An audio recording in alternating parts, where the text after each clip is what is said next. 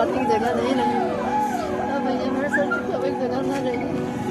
आंखों में आंसू लिए अपनी बूढ़ी मां को सीने से लगाए और उसके माथे को चूमते ये उमेश पाल हत्याकांड में शामिल अतीक के शूटर गुलाम मोहम्मद के भाई और मां है। गुलाम उमेश पाल हत्याकांड के बाद से अभी तक फरार है। प्रशासन उस पर लगाम लगाने की हर संभव कोशिश कर रहा है। इसी क्रम में आज प्रशासन ने गुलाम के अवैध घर पर बुलडोजर चढ़ा दिया। कार्रवाई के दौरान मौके पर मौजूद शूटर गुलाम का भाई राहिल खुद को और अपनी बूढ़ी मां को संभालता दिखा।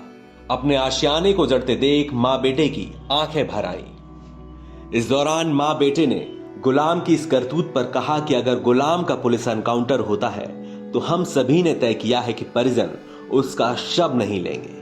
भाई राहिल ने कहा कि गुलाम ने भाई का रिश्ता निभाने वाला काम नहीं किया। अगर वो भाई का फर्ज निभाता तो हमें और बूढ़ी मां को ऐसे बेसहारा न करता। हमारी उसकी मानसिकता कभी नहीं मिली। पहचाना है, बिल्कुल पहचाना है। पहले तो नहीं यकीन हो रहा था कि कोई मुंह खोल किस तरह का घटना कैसे कर सकता है, जिनका परिवार हो, जिनके बीवी बच्चे हो।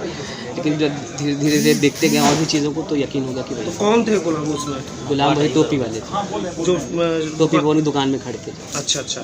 तो उसके बाद जिस तरीके से और भी सीसीटीवी सामने आया तो गुलाम ने जो ये काम किया उसके बाद आपको पुलिस ने भी उठाया था? हाँ बिल्कुल, 9 दिन में पुलिस की हिरासत में पुलिस ने पूछताछ की हमसे। जो भी हमारे पास जानकारियाँ थी हमने उनको दी और आगे भी जो भी सहयोग होगा बिल्कुल प्रशासन और सरकार का काम है।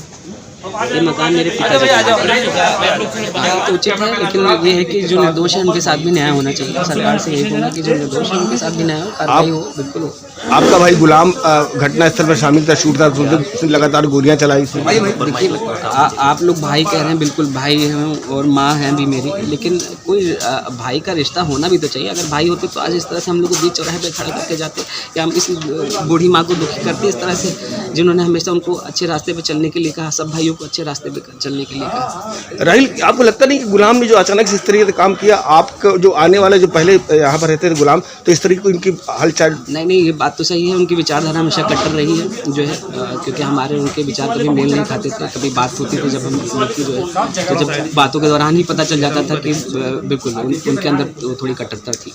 क्या लगता है अब जो कार्रवाई हो रही है ये उचित है, लेकिन ये है कि जो निर्दोष हैं तो हम लोग का पुश्तैनी घर है, सरकार प्रशासन को उनके साथ भी, हम लोग के साथ भी न्याय करना चाहिए। राहिल, आप बीजेपी के अल्पसंख्यक के जिला अध्यक्ष भी यहाँ पर रहे हैं, आपको क्या लगता है कि जो राजनीति से भी उसको जोड़ा जा रहा है, क्या मानते हैं? राजनीति से नहीं जोड़ना चाहिए, बिल्कुल जो है राजनीति से जोड़ने का कोई तुक नहीं होता, क्योंकि गुलाम ने ये काम किया है और राजनीति से इससे कोई मतलब नहीं है।